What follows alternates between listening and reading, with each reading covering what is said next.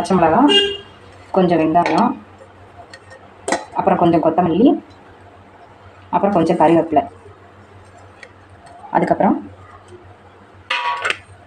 மஞ்சத்தூள் கொஞ்சம் எடுத்து வச்சுருக்கேன், உப்பு தேவையான அளவு, தனிமிளகா அப்படி ஒரு ஸ்பூன், ஜீரகம், இதெல்லாம் போட்டு பிசையணும்.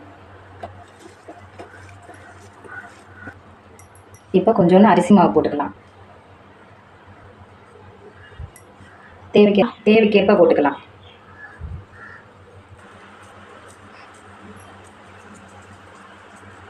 இந்த ஷேப்புக்கு வந்தால் ஓகே தான்.